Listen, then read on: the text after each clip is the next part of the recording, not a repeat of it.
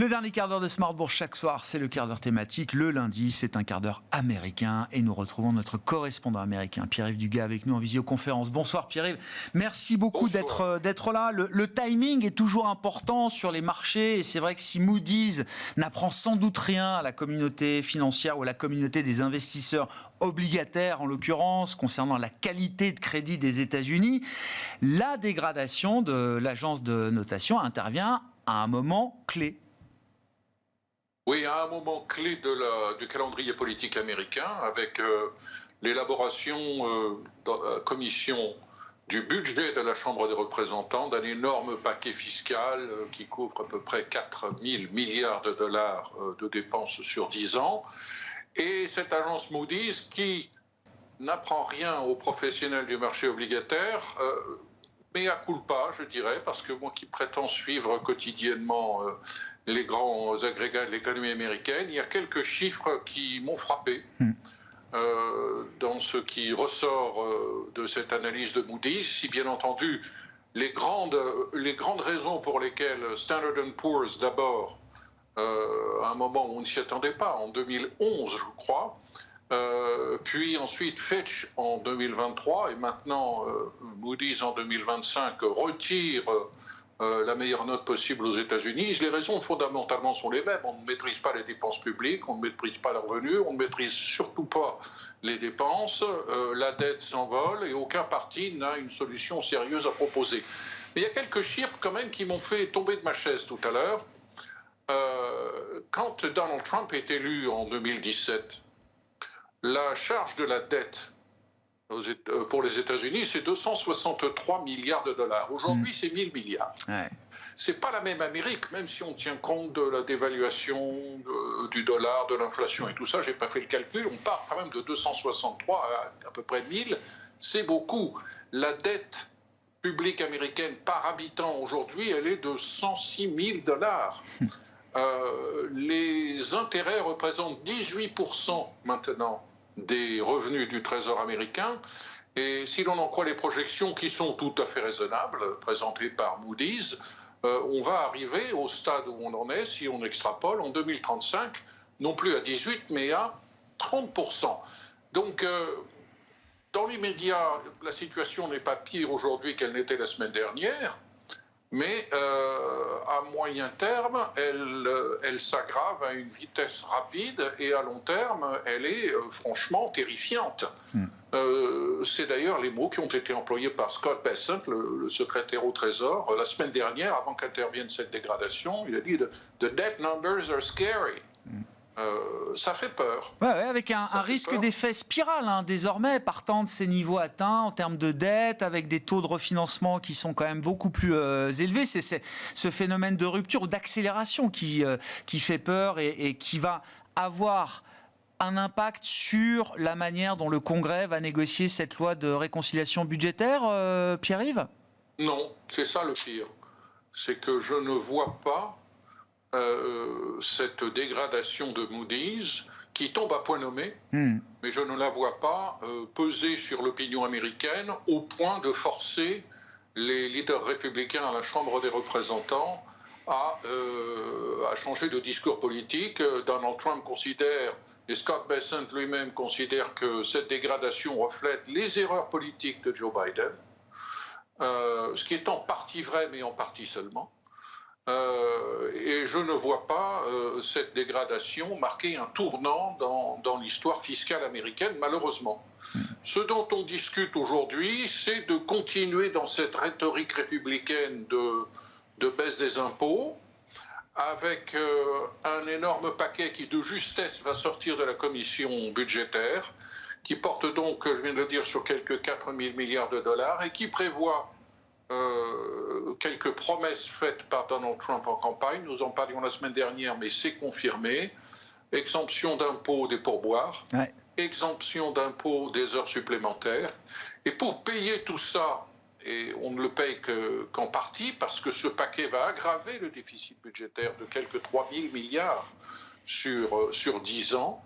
Pour payer tout ça, on va abandonner quelques largesses fiscales votées sous Joe Biden, en particulier des crédits d'impôt pour financer les investissements dans l'économie dite verte. Au passage, cela veut dire la suppression des aides fiscales à l'achat de véhicules électriques, disposition qui a priori pourrait être contraire aux intérêts d'Elon Musk, qui est quand même un collaborateur et un ami de Donald Trump. Mais Elon Musk a dit lui-même qu'il n'avait pas besoin de ça.